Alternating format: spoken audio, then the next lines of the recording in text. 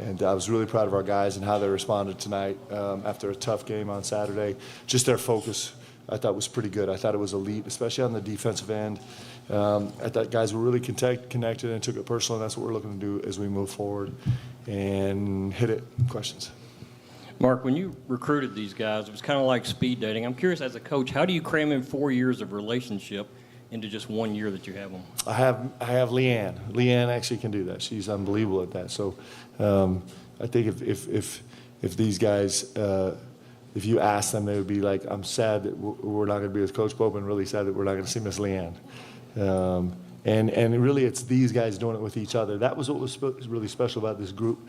These seniors became so close. It was really fun. We had a dinner last night that was just so fantastic. It was really special with just the seniors and their family. Just not seniors, just the extinguished eligibility guys and their families. And to hear those guys talk about, it was fun to recount their experience recruiting, which all of them had really interesting stories from their point of view to share with each other.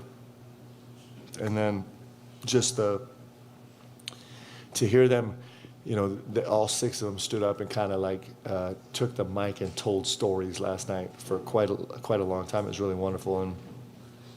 And I learned a lot of things were going on behind the scenes that I'm not allowed to talk about. But really beautiful things, man, where these guys, that's what's special, is they built relationships with each other. And to watch them just in that setting where the only focus was just taking them in was actually really fun last night. Special guys. Coach, 2 questions here about the BBN. Tonight, how was it for you, even though you weren't here, to watch the BBN embrace Damian Collins after all he went through when he was here? Yep. And then just how effective were they for you guys in Rupp Arena this year as you finished 15-3 in the conference? Yeah. Well, listen, I mean, BBN is incredible. And so I think, it was a special night. So a name that most people don't know is Zach Tao. And Zach Tao actually came to walk-on tryouts. We randomly held walk-on tryouts. And he showed up and fought through 60 guys in a bunch of workouts, and then earned the right to come to practice and be on a 1-day contract throughout the entire course of the season. And he came and battled every single day, never said a word, never missed a rep, never missed a practice, never was an issue, never asked for anything, just came, fought every single day. And one of the highlights of the night was, I had some of the guys come to me about a month. In fact, Lamont Butler came to me about a month ago. He's like, man, I think Zach deserves a jersey. He hadn't got a jersey all year. He was on a 1-day contract. And so in our pregame speech, Lamont had the pregame speech before the game today, and he presented Zach with a jersey. The guys lost their mind. Zach was in stunned wonderment. And that's like, I'm telling that story is a long way around your question about you spend 1 day in this jersey and BBN embraces you for life. And that's really cool. It's like nowhere else. This basketball community of BBN is like nothing else. And it was fun to hear our guys talk about it, our seniors, our extinguished eligibility guys talk about it, because they got a huge dose of it in just a short time. Mark, how did the guys kind of internalize the news of Jackson Robinson's injury and needing surgery, just in terms of sometimes you can be like in the back of your mind, well, we're going to get so-and-so back and that kind of thing. Yeah. But now just knowing moving forward that this locker room, this rotation, this is who we have. Yeah, it was we had a really trying, just all the emotions you could imagine post-Oklahoma. So it was a late game, Central Time.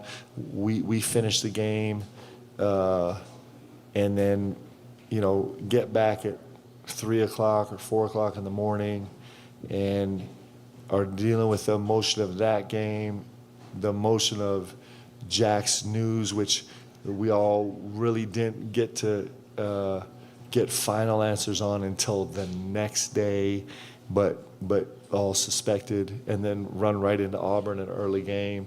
It was a super tumultuous time, and there was just so much, and then we ran right into tonight. And so I think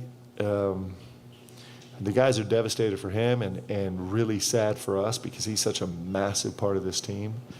And, at the same time, resolved that like we know what we have today, and we're going to go try and find a way to win with what we have today. But these guys love Jack so much. Jack loves these guys so much. They've been on an epic journey together. It's hard to like make sense of why he doesn't get a chance to finish this with these guys. It's really brutal. Mark over here. Obviously, Ortega has another great game all around, but I wanted to specifically ask about one play. We're sitting way up there where the media is, but the pass that he made to Lamont to cap that 15-0 run, how impressive was it from your vantage point? Because you're down on the floor and you've got a pretty good side of it. Yeah, it was very much. I love basketball players that grew up playing soccer, because they kind of see angles and they can make reads like that. It's what you do in that game. I don't know anything about soccer, but the little bit I do know is that. And it was a really incredible play. I thought he was elite starting the game on the defensive end. It was what we really cared about, and we need him to start games being great defensively, and he was. Lamont was. But O made a bunch of plays today. He made some really simple plays that looked brilliant, right? And I thought he was terrific tonight. His focus was great. Coach, you talked about coming out with a vengeance after the Auburn game. Can you talk about what was different tonight and how important it is to leave up with a win as you play your last game here? Yep, just us getting better. We've been. It's funny how the gravity of the season gets to you, right? And so we've been patchworking so much that.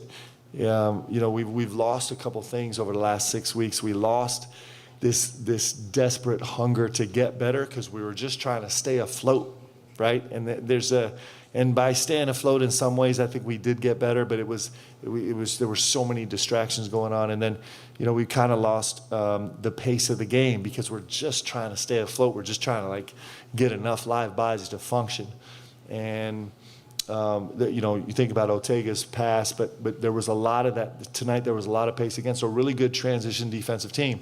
LSU's been a really solid transition defensive team. They only give up 15% of their possessions in transition, and so those two things I think we're on the uptick. I think we kind of have a vibe of, for the first time, it feels like we're going to have the same guys out on the floor tomorrow, next on Saturday as we did tonight, as we did on last Saturday, which we haven't had that in almost 2 months. And so we're really excited about that, and we're really excited about getting back focused in this late stretch to continue getting better and continue bringing pace to the game. And those are really important to us.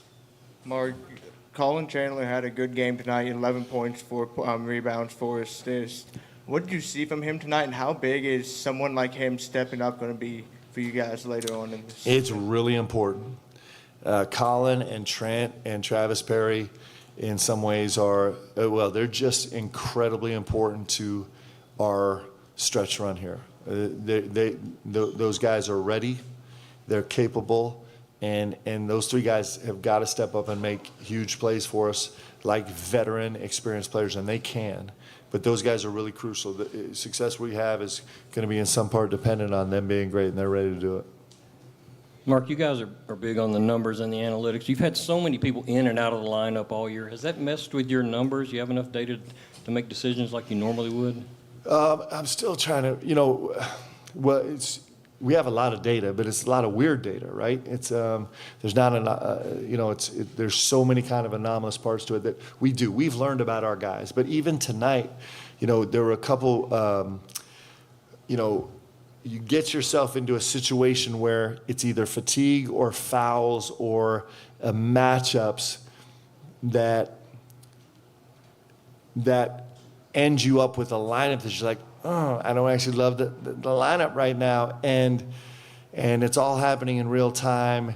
We don't have a ton of lineup flexibility right now for us to put a really good group on the floor. We have a bunch of guys. All of our guys can go be great on the floor, but they have to be with the right other group, some of our guys, to be really effective and functional. And so you take that as one example about, man, we're still trying to figure it out. But we have had 3 straight games. We're on Saturday, we're going to have our 3rd straight game where we get to kind of explore this group of pieces. And we'll figure it out.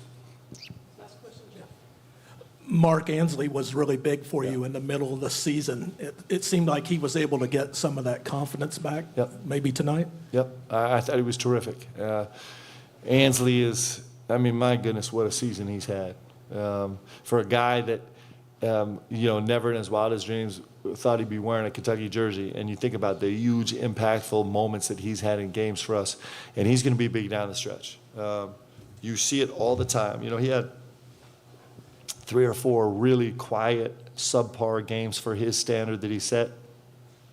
And, sometimes all the weight of this thing starts to get on your shoulders, and he did a great job tonight just casting off and just be like, I'm going to go be a baller, man. Like, make miss, I'm going to go play. And I thought his energy and intensity was great tonight. I thought he was really special. He's been great all season. Thanks, guys. Appreciate you.